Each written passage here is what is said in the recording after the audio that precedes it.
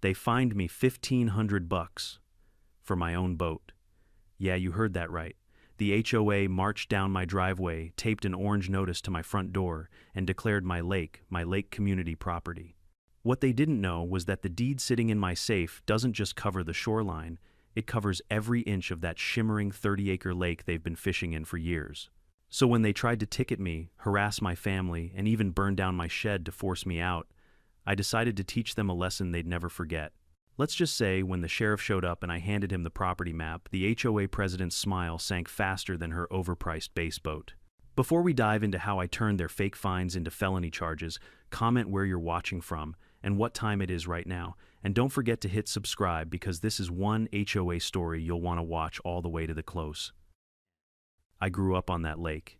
Before the HOA existed, before the cookie-cutter houses and matching mailboxes, it was just open land pine trees and the sound of water lapping against the dock my father built with his own hands. My parents bought this property back in the 1972 when the county was still a patchwork of dirt roads and barbed wire fences. My dad Henry was a carpenter with a stubborn streak, and my mom Laura taught 4th grade at the small school a few miles away.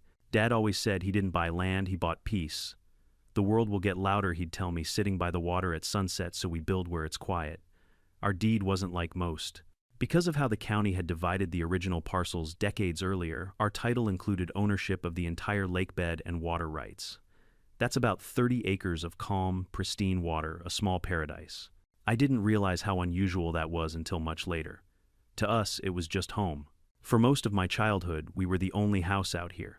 The nearest neighbor was half a mile away, a retired park ranger who traded fishing stories with my dad over a few beers. Everything changed when I was 12. That's when the developers came. Bulldozers growled through the woods, carving roads where deer trails used to be. Within a year, the hills across the water were covered in luxury homes, white vinyl fences, manicured lawns, and people who thought rural living meant bringing their city rules to the countryside. The sign went up soon after "Welcome to Pinecrest Estates," a deed-restricted community. At first, we didn't mind. Progress happens. But then a man in a crisp polo shirt knocked on our door one spring afternoon holding a fruit basket and a clipboard. "Good afternoon. I'm Greg from the HOA board. We're thrilled to have you as part of the neighborhood." My dad, wiping sawdust off his hands, raised an eyebrow. "We're not in your neighborhood." Greg chuckled like he didn't hear that. "Well, technically, all properties around Pinecrest are considered part of the extended community. We'd love to invite you to join the association. The benefits are tremendous. Maintenance standards, community events, shared access to the lake." That word made my dad's smile vanish. Shared access, Greg nodded eagerly. "Yes, the residents have a right to enjoy the lake as a community feature." I'll never forget the look on my dad's face. Calm, polite, but final. "Son, my wife and I own this lake, the whole thing. You're welcome to look at the records at the county office." Greg's expression flickered. "Oh well, sure, of course. But you might find your property value increases if you join. We do expect everyone to follow community standards." "We're happy as we are," Mom said, softly stepping beside Dad. Greg forced a smile. "All right, well, the offer's always open." He handed Dad a glossy pamphlet about the HOA fees, bylaws, and all, and left. We thought that was the end of it. It wasn't. A few months later, a letter arrived, neatly printed full of legal language. It informed us that our boathouse needed repainting. Our dock did not meet community safety standards, and the natural vegetation along the shoreline was unsightly and should be replaced with turf grass to maintain visual harmony. Dad read it at the kitchen table, his jaw tightening. "Visual harmony," he muttered. "They can harmonize somewhere else." He crumpled the letter and tossed it into the fireplace. That should have been enough to send a message. But Greg came back this time with 2 board members in matching polo shirts. They stood in the yard, pointing at our house, the dock, the flower beds, like surveyors on a mission. I watched from the window as Dad crossed his arms, saying little. When he came back inside, his voice was steady, but I could hear the frustration simmering underneath. "They're trying to strong-arm us into joining their little club," he said. "Told me our rustic aesthetic is lowering their property values." Mom frowned. "Can they make us change anything?" No, Dad said firmly. "We're not under their jurisdiction, but they sure acted like we were." Within weeks, more letters came. Some requests, some warnings. HOA members began strolling down our driveway like they were inspecting a public park. A few even walked right up to the dock to fish. When Dad confronted them, they smiled like they were the ones doing him a favor. "It's a community lake," one of them said. Our dues pay for neighborhood improvements. You can't just keep it private. Dad laughed a low, sharp sound that scared them more than if he'd yelled. Buddy, my parents didn't build this house, and I didn't grow up here just for you to tell me what I own. You're trespassing. That night, we put up a small sign, private property, no trespassing without permission. It didn't help much. Over the next year, we started getting random visits from county inspectors, building zoning, even animal control. Each time they'd sheepishly admit an anonymous complaint had been filed. My personal favorite was the call about dangerous wildlife. Our dangerous wildlife was a 12-year-old golden retriever named Buck, who loved belly rubs and tennis balls. Mom tried to keep peace. Maybe they just don't understand, she'd say. But Dad knew better. They understand just fine, he'd reply. They just think rules make them powerful. By the time I was 16, the tension had become routine. You could set your watch by it: Tuesday, letters Friday, inspections Sunday, fishermen. Then came the day I saw my father truly lose his temper.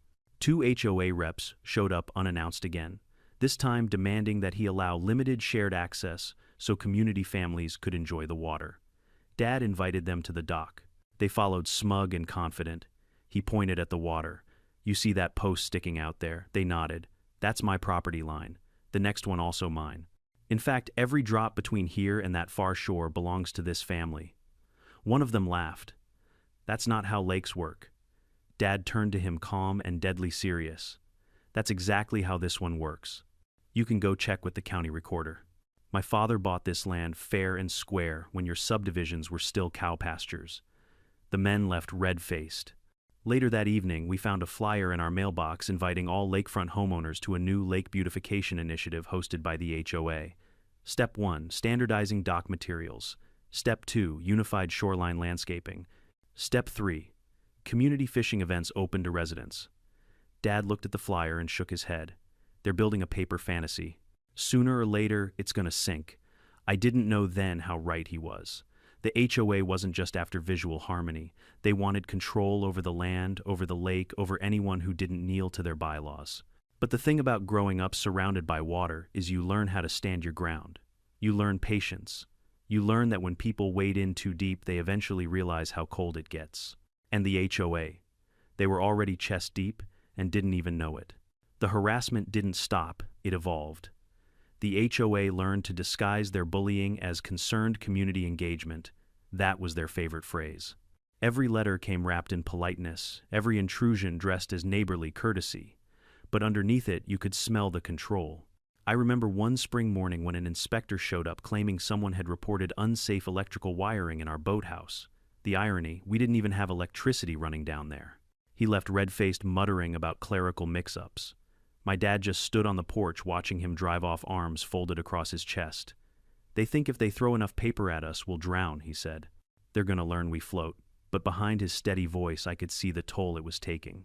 He was a strong man, built like the oak trees around our house, but stress chisels away at even the toughest bark.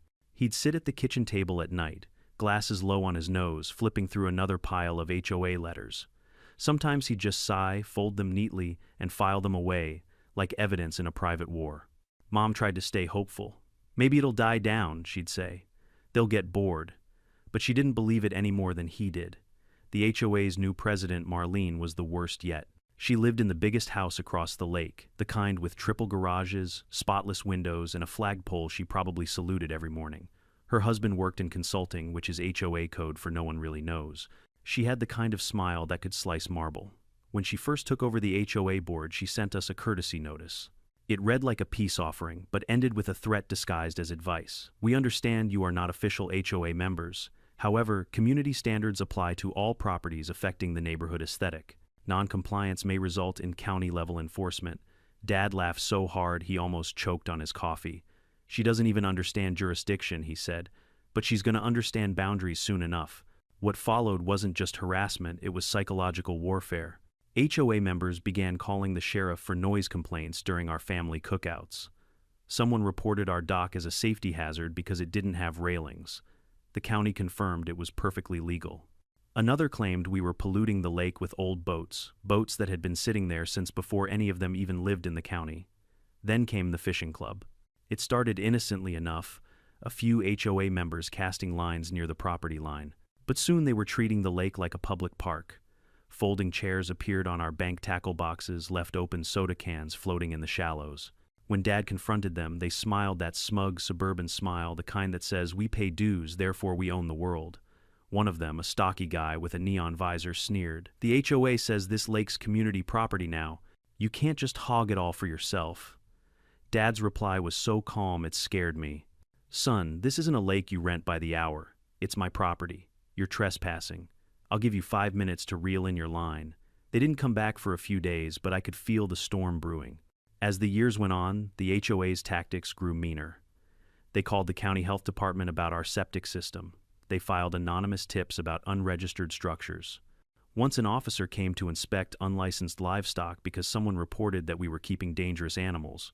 Turned out they meant Buck, the same old golden retriever who'd sooner fetch a stick than bite a burglar. Every letter, every call, every visit added another wrinkle to my parents' faces. Then came the day Dad clutched his chest in the middle of the kitchen. We got him to the hospital in time. The doctors called it a mild heart attack, but I could tell something deeper had cracked. Lying in that hospital bed, hooked to wires, he still worried more about our land than himself. "They want to wear us down," he said, voice weak.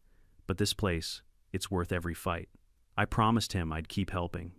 He recovered slower than we hoped, but the HOA didn't give him space to breathe. A week after he came home, Marlene herself showed up. Perfect hair, perfect smile, a clipboard tucked under one arm.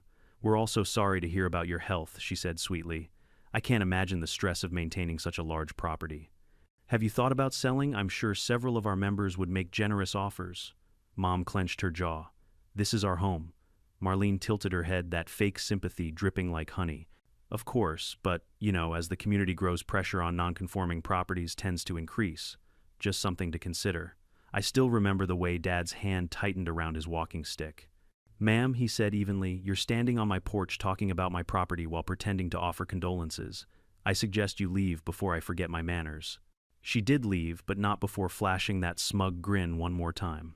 A year later, Dad passed away. Peacefully, they said. But peace had been a stranger to him for too long. The funeral was quiet. A few family friends, some old neighbors, and unbelievably, 2 HOA board members in black suits. They claimed they were there to pay respects. Mom just looked away. I think she knew what was coming. 3 weeks later, a letter arrived addressed to her. It began with our deepest sympathies and ended with concerns regarding property maintenance and curb appeal following Mr. Reynolds' passing. That was the day I saw my mother truly angry. She slammed the letter onto the counter, her voice shaking. 30 years we've lived here. 30 years of harassment, and they can't even let us grieve. I took the letter, crumpled it, and threw it in the trash. "I'll handle this, Mom." From that day, all communication went through me. I wrote the HOA a letter so sharp it could cut glass. "Do not contact my mother again. Do not step on our property. Any further interference will be treated as harassment and reported to the county sheriff." The next visit came, not in writing, but in person. Marlene showed up again, dressed all in pastel, pretending to be gentle.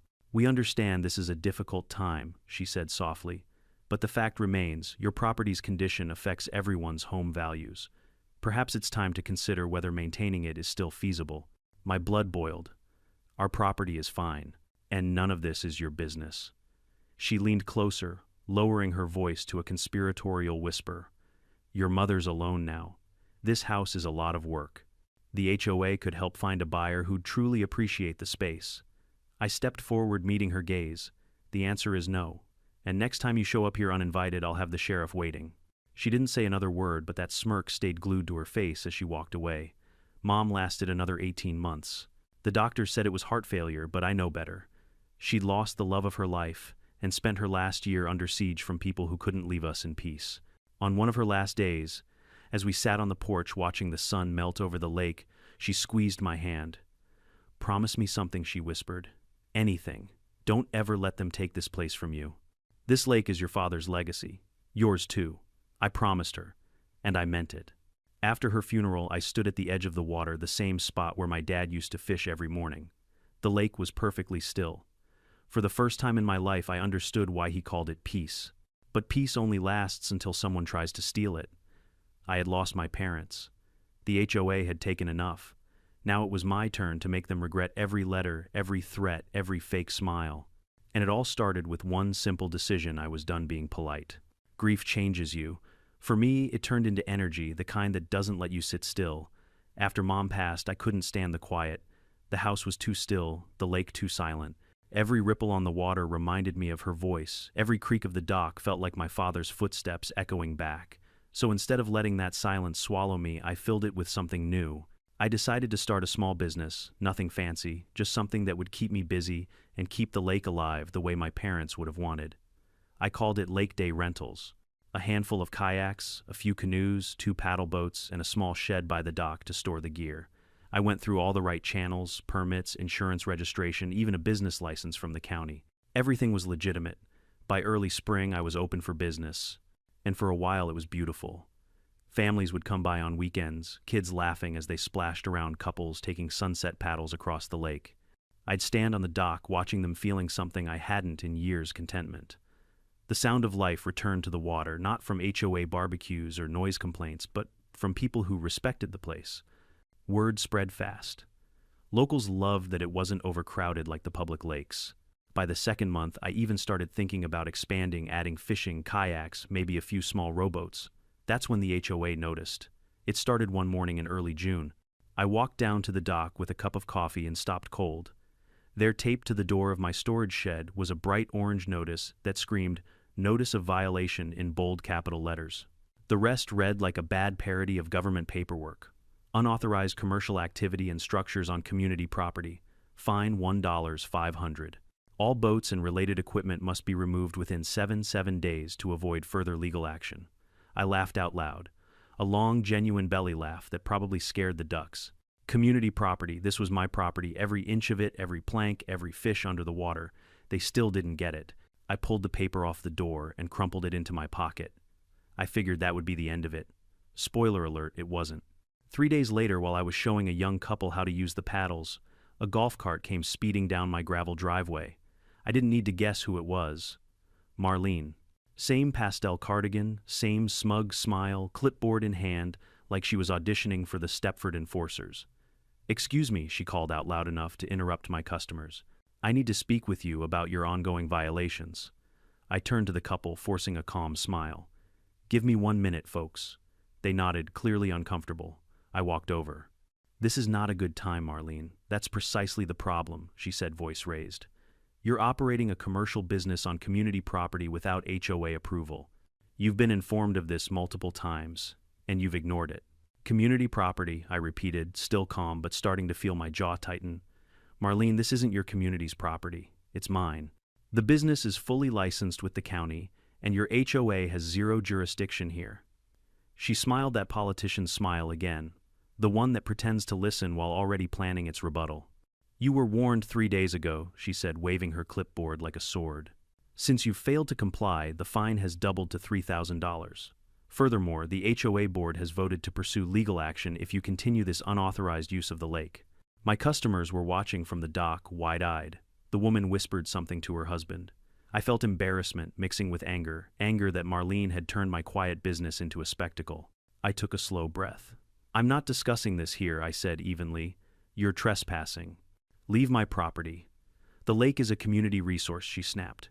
"Your family may own the shoreline, but the lake itself belongs to everyone." That was it, the smoking gun. They truly had no idea. I smiled.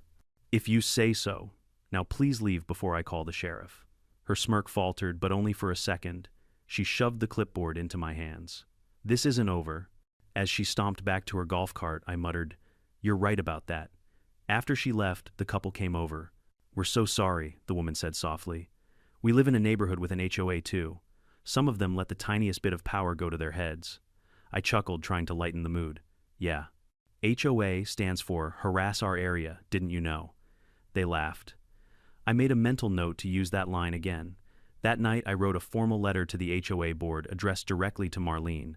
I stated again that my property was not part of their association, that the lake and its water rights were legally mine, and that further harassment would result in legal consequences. I deliberately didn't mention the full deed details yet. Let them keep digging their own grave. The next few weeks were noisy. The HOA's fishing club began showing up daily. It wasn't a coincidence. They'd fish right in front of my dock, blocking access for my customers. Some even brought portable speakers blasting country music at 7 amperes. Others accidentally let their lines drift into my launch zone, forcing kayakers to detour. I tried reasoning with them. "There's 30 acres of water out there," I said one morning. "Can you maybe fish anywhere else?" One of them, a burly guy in a camo vest with a rod worth more than my truck, sneered. "We've been fishing here for years. HOA says we got every right." "Yeah," I said. "Then the HOA can explain it to the sheriff." He grinned like this was entertainment.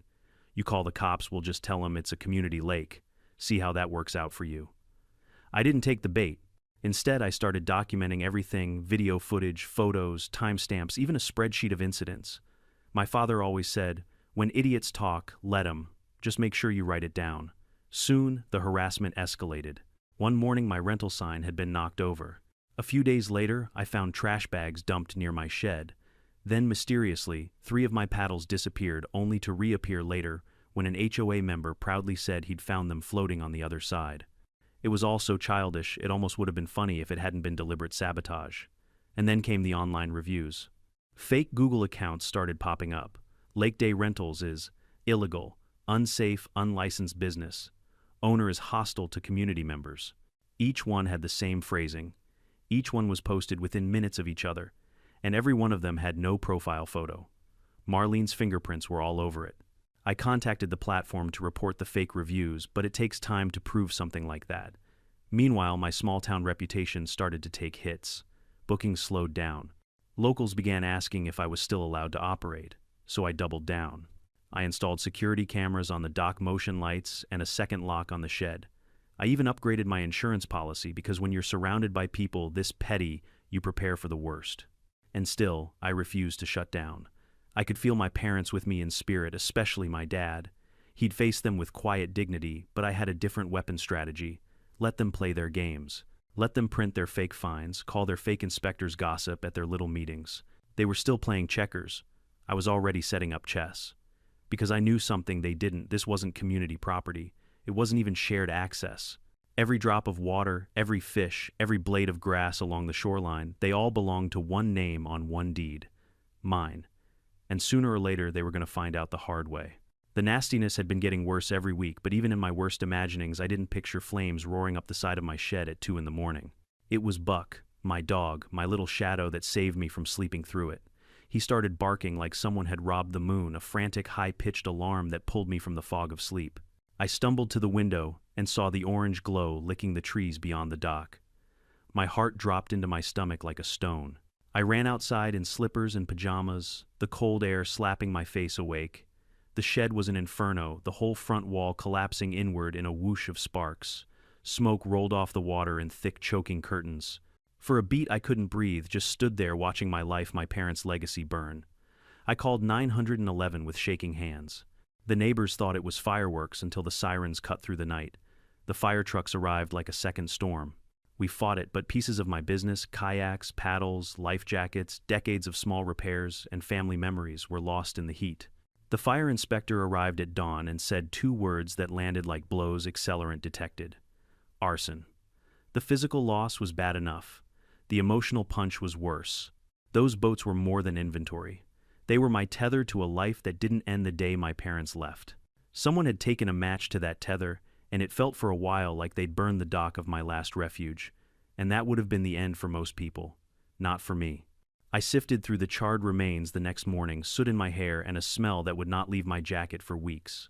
The security cameras that used to point at the shed had been spray-painted black before the fire. Whoever did this had planned ahead. Whoever did this wanted me to be blind.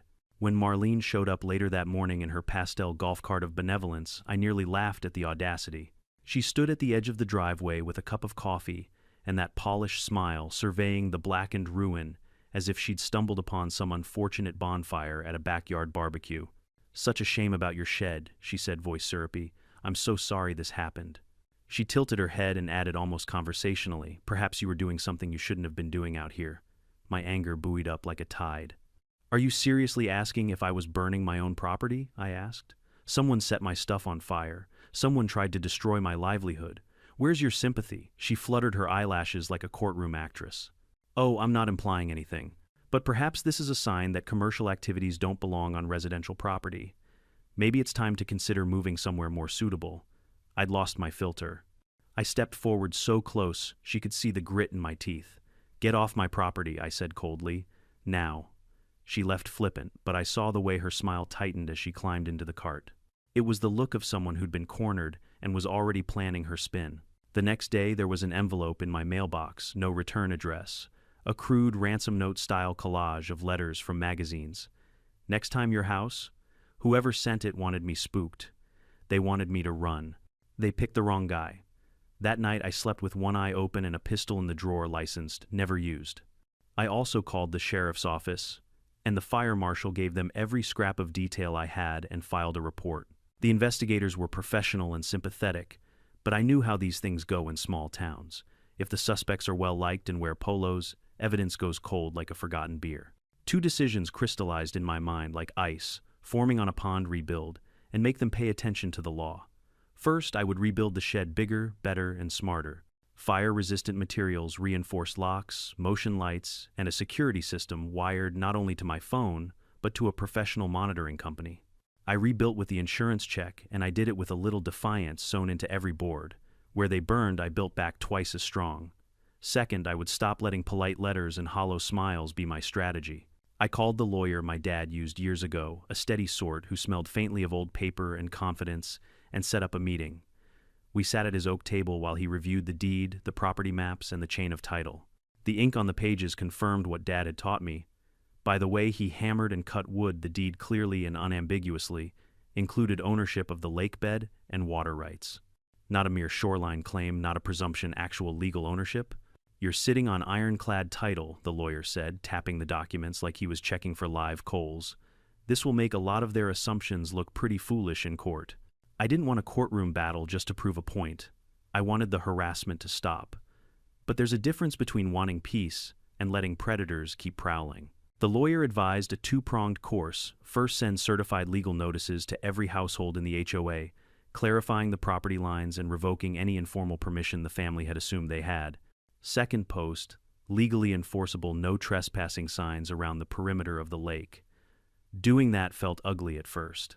For years, my parents had let neighbors fish from the edge, launch a kayak when visiting, or bring grandma to feed ducks. It had been a neighborly trust, but that trust had been weaponized against us. Those days of casual permission had been weaponized into a right in the HOA's head. The arson changed the terms. So we sent the certified letters. Every mailbox on the HOA streets got a package copy of the deed survey sketches, a clear statement that the lake and lake bed were private property, and a legal notice revoking any past informal permissions due to documented harassment, vandalism, and arson. The packet explained that going forward, any unauthorized access would be considered trespassing and prosecuted accordingly. Then we put up the signs. Thick weatherproof placards at the main inlets and visible from the water private lake, "No trespassing, violators will be prosecuted." I made sure the language was precise and the placement legally defensible. I photographed each sign post-installation, recording GPS coordinates and timestamps. My phone buzzed with several angry messages from HOA group chats. "How dare you? You can't do that. We've used that lake for decades," but in those messages I also heard the fear, sour note I'd been waiting for. The sheriff's department started getting calls this time from me. They asked for records. I handed over the deed, the letters, the times I'd called about trespassers, the threats, the arson report. Evidence matters in these little legal wars. You don't win on righteous anger alone. You win when your paperwork is as tight as the hull of a well-built kayak. In the weeks that followed, the community reaction was a storm. A few people were genuinely upset. Some had childhood memories on the lake and resented the sudden formalization of what used to be a free-for-all. Some started a petition. The HOA president posted thinly veiled rants on a neighborhood forum. But more important than any outrage was this: the harassment slowed. Maybe they were afraid of the sheriff showing up. Maybe they were embarrassed. Maybe they were plotting. But they gave me breathing room I hadn't had in a long time. And breathing room was all I needed to rebuild both the shed and the strategy. The fire had tried to take my livelihood and burn my peace to ash. Instead, it relit something hotter: resolve. I would rebuild with insurance money and legal teeth. I would shore up the dock and the law. They'd started a war of attrition. They'd picked the wrong shore. 2 weeks after the fire, the last of my private property, no trespassing signs went up. heavy-gauge aluminum reflective lettering bolted into cedar posts and sealed with concrete. They gleamed under the sun like a wall of silver shields around the lake. That same morning, the certified letters my lawyer sent to every HOA household started landing in mailboxes. Each envelope carried a legal explanation of the property boundaries, the full text of my lake ownership, and a copy of the 1974 deed. Every word was written in plain English, so there could be no confusion anymore. By noon, I knew the news had detonated. First came the angry phone calls, residents shouting that they'd been tricked, that I was stealing their lake, that their property values would plummet. Then the HOA's group email chain exploded. Someone leaked the entire conversation to my neighbor Thomas, who lived on the edge of the community but never joined their nonsense. He printed it and brought it over. "Thought you'd want to see this circus," he said, handing me the stack. The messages were gold. Marlene predictably led the charge. "This man is delusional. He does not own the lake. We will challenge his fraudulent claims and continue to enforce HOA rules as usual." Another member chimed in. "He's bluffing. No one can own an entire lake. That's public water." And then buried halfway down the thread came a message from a resident named Linda, a real estate attorney. "Actually, he can. If his deed includes the lake bed, he's within his rights. You should verify before making statements that could be considered defamatory." The thread went dead for 6 hours after that. By evening, I heard from Thomas again. "They're calling an emergency meeting tomorrow. Marlene's apparently losing her mind." "Good," I said. "Maybe she'll finally meet reality." The next day, I didn't attend the meeting. I wasn't invited, of course, but Thomas filled me in afterward. According to him, it was chaos.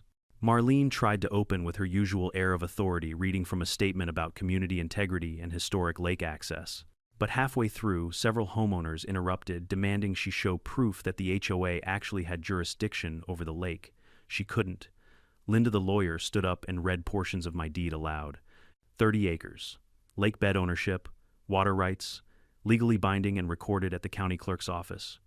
Thomas said the room went silent, except for Marlene's pen tapping nervously on her clipboard. That silence lasted all of a minute before the shouting began, half the room accusing Marlene of misleading them, the other half demanding legal action. Marlene promised to consult the HOA's lawyer and ended the meeting early. When Thomas told me all this, I could barely suppress my grin. "Sounds like they're starting to realize they've been swimming in someone else's pool," I said. "Yeah," Thomas replied, chuckling. And the lifeguard finally showed up. The next few weeks felt like a long simmering storm. The HOA was embarrassed, but too proud to back down. Marlene started sending out newsletters, insisting they were reviewing the legal status of the lake. Meanwhile, the fishing club doubled down on defiance. I'd catch them almost daily now, folding chairs on my shoreline, beer cans tossed in the water, and rods dangling across my dock like some kind of challenge. The first time I confronted them after sending the letters, Duke, their self-proclaimed fishing club president, stood up smirking. "Afternoon, pal.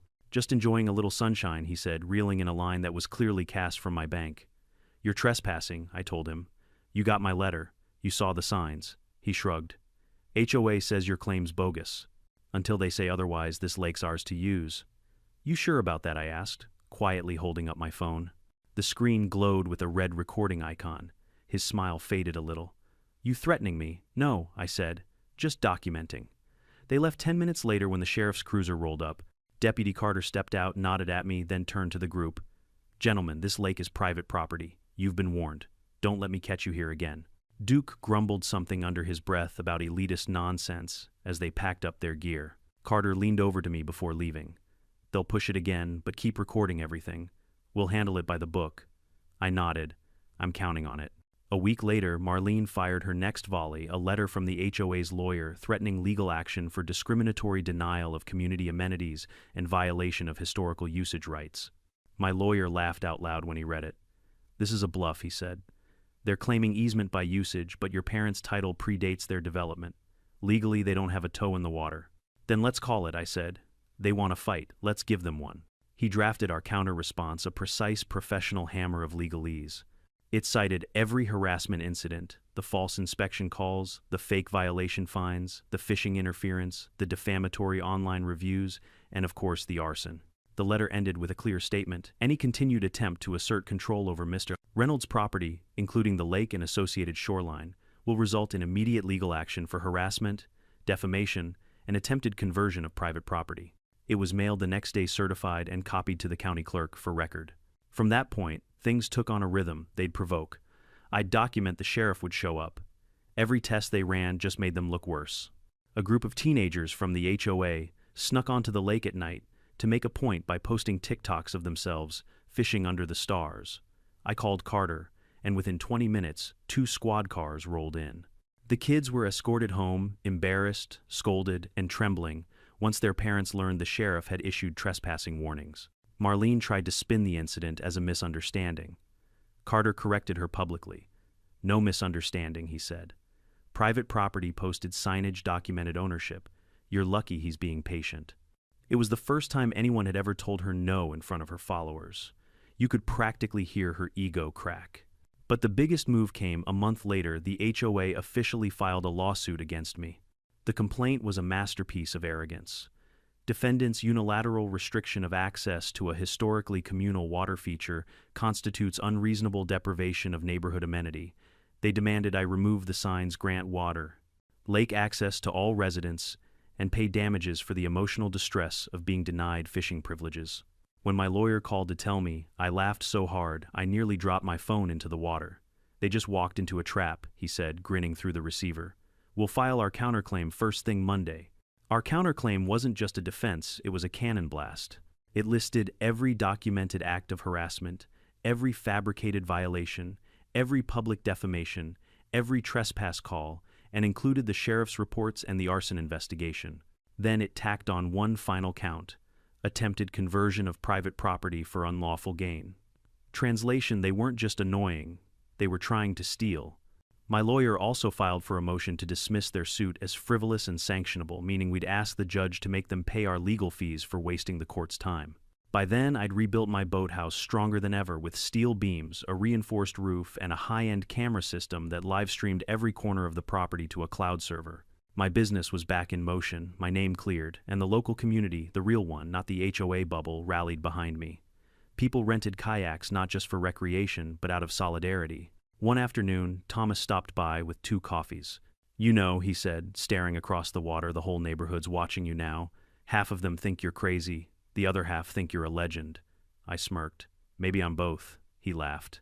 "Well, I'll say this much. Marlene's days of bossing people around might be numbered." I turned to face the lake, the signs gleaming across the shore like sentinels. "Good," I said. It's about time someone reminded her that not every property comes with a puppet string. I didn't know it yet, but that lawsuit, her proudest power play, was about to expose more than she could ever imagine. Because once the discovery process began, the lake wasn't the only thing she'd lose. She was about to lose everything. The legal process crawled forward at the speed of bureaucracy, slow, deliberate, and deadly if you're on the wrong side of it. When Marlene's HOA filed that lawsuit, she thought she was making a statement. What she actually did was open a vault of secrets that had been padlocked for years. My lawyer Bill was one of those calm old bulldogs who never raised his voice but somehow still made everyone nervous. "You don't beat people like Marlene with shouting," he told me. "You beat them with documents." So we started with discovery, the legal phase, where both sides have to turn over any evidence records and communications related to the case. Bill sent the HOA a neat, polite list of requests, complete financial statements for the last 5 years, board meeting minutes and attendance logs, all email communications involving me or the lake, maintenance contracts, invoices, and vendor records, documentation of community lake usage. When the HOA's lawyer saw that list, he nearly swallowed his tongue. "These records are irrelevant," he protested in a pre-trial conference. Bill smiled like a man who'd just spotted an opening. "Then you won't mind handing them over, right?" The judge, a woman with the patience of a saint and the eyes of a hawk, ruled against them. All requested materials must be produced within 30 days. That was the beginning of their downfall. When the first boxes arrived, they were enormous banker's boxes full of papers, receipts, and emails printed out like they were afraid of technology. I spent nights at my dining table surrounded by stacks of files, yellow highlighters, and coffee rings.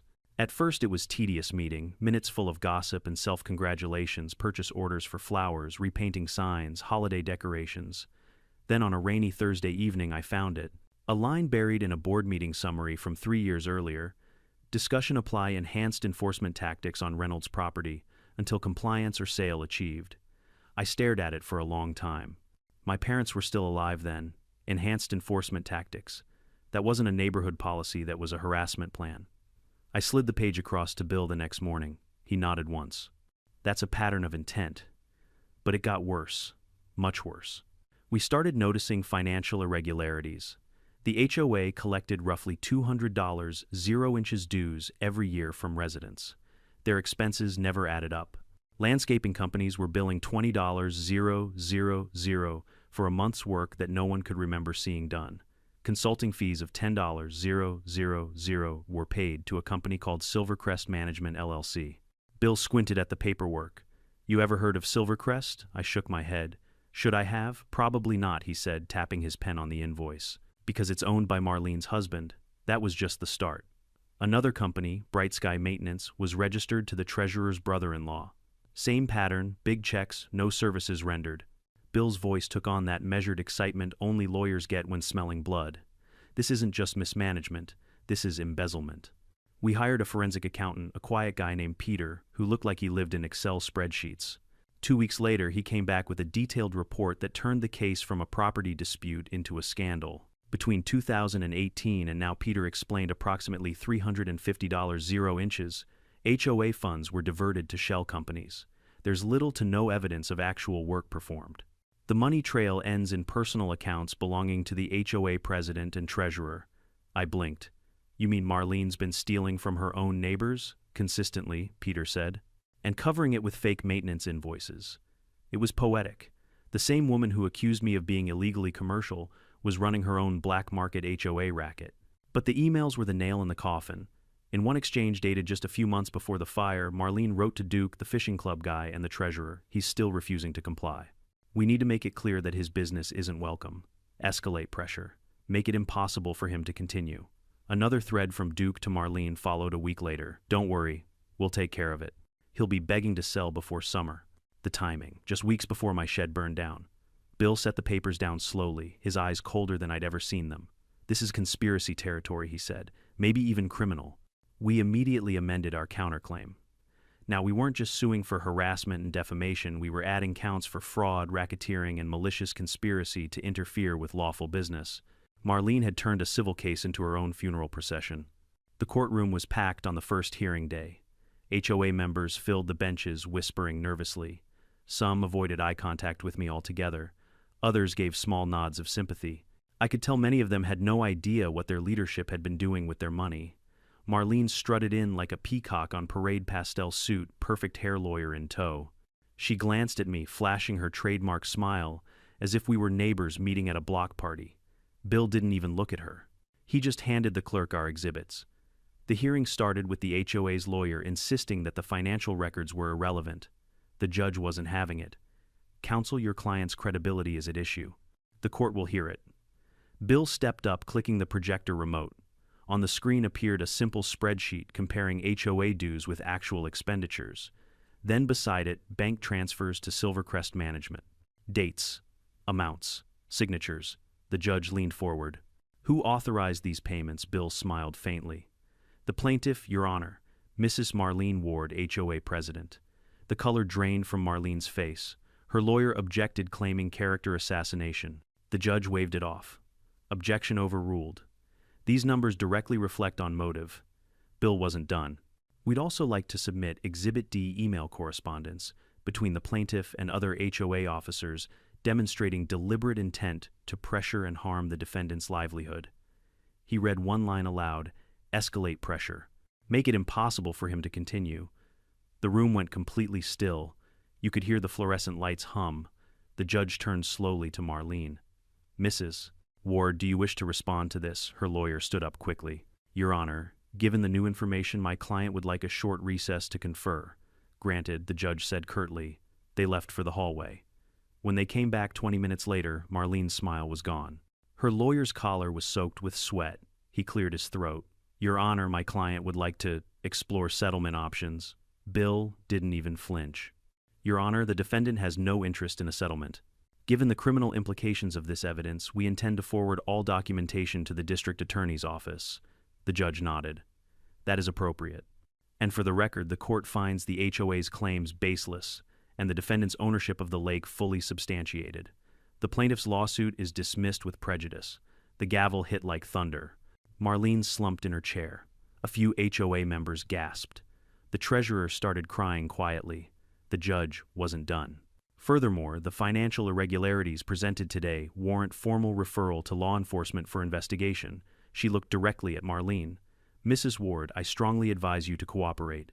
When court adjourned, she practically ran out of the room. Bill turned to me, shaking my hand. Congratulations, he said, his voice calm but proud. This is more than a win, it's an exposure. I didn't smile yet. I was still absorbing it, the weight of years of harassment suddenly shifting off my shoulders like a heavy coat. But when I stepped outside into the sunlight and saw a few of her former allies whispering behind her back, I finally allowed myself a grin. The story wasn't over. Criminal investigations take time. Civil damages take months. But I'd won something far more important that day, my peace. The HOA had tried to bury me in paperwork, fines, and lies. But in the end, they dug their own grave, with every fake invoice, every email, every arrogant assumption that no one would ever check the math.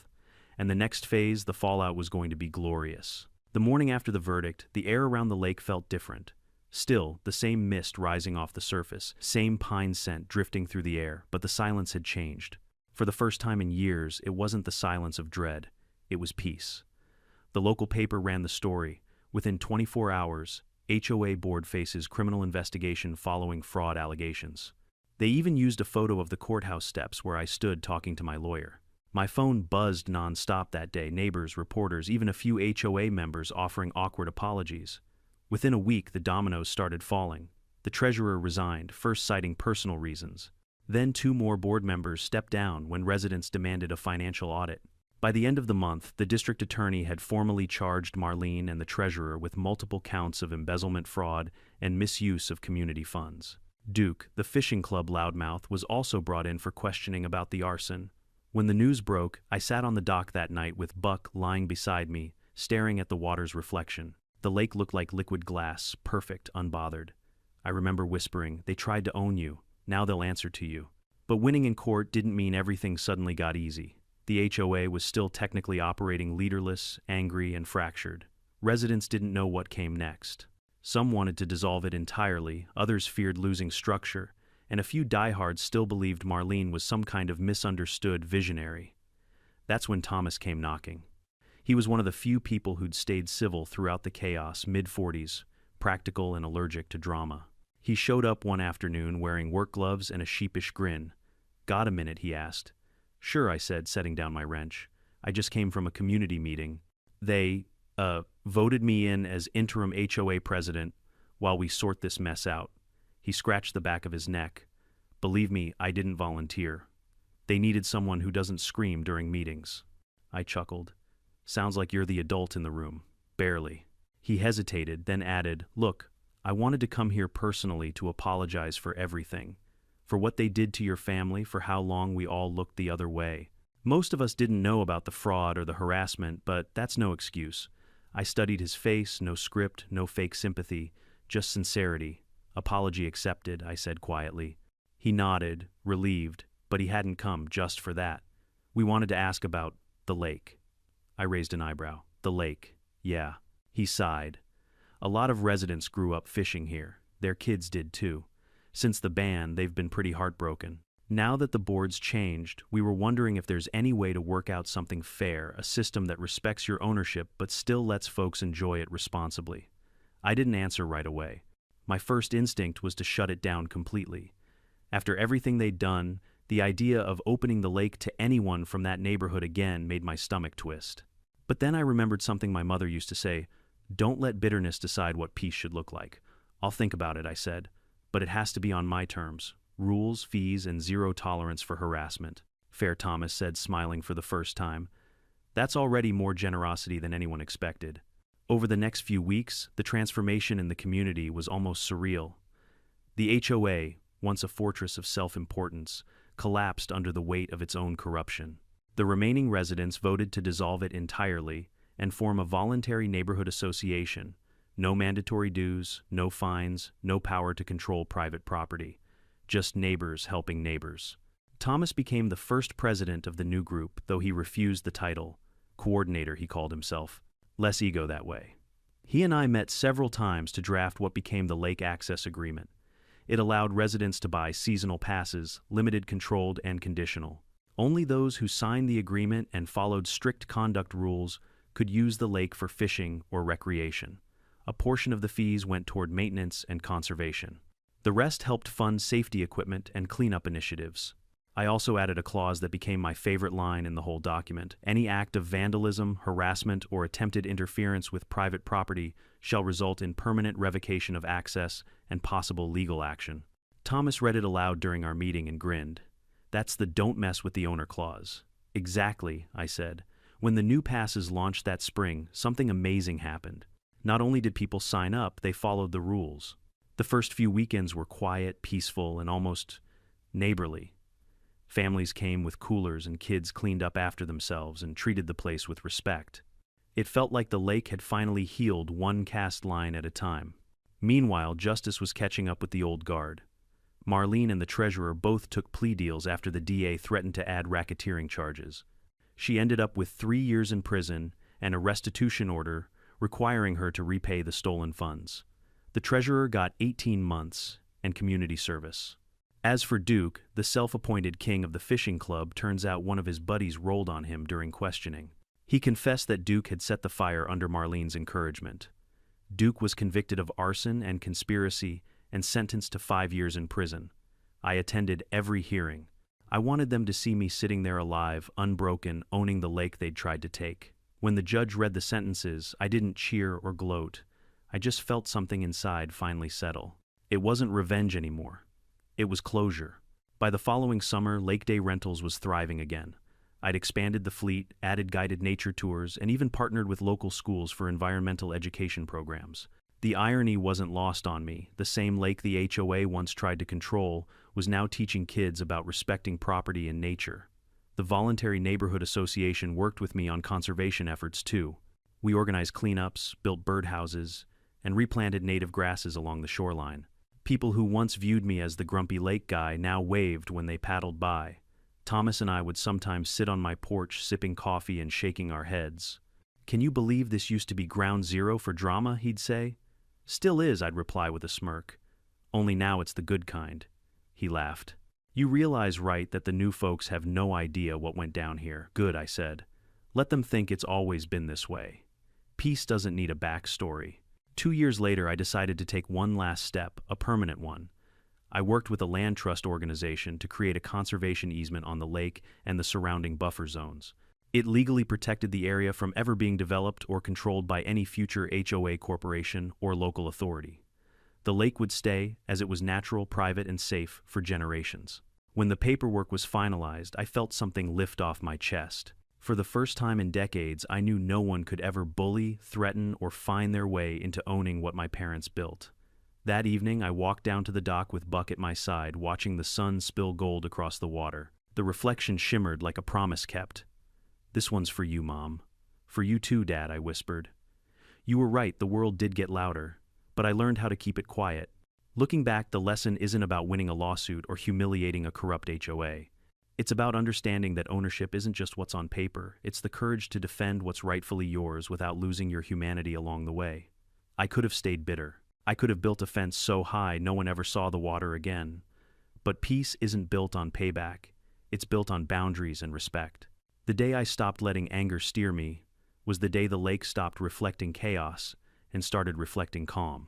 If you're watching this, and you've ever been bullied by a neighbor, an HOA, or anyone who thinks authority equals ownership, remember the law might be slow, but truth has a way of surfacing just like the lake after a storm. So tell me in the comments, have you ever had to stand your ground against unfair rules or power-hungry neighbors? And if you enjoyed this story, don't forget to like, share, and subscribe. Because next week, we've got another HOA tale that'll make you thankful your mailbox doesn't say notice of violation.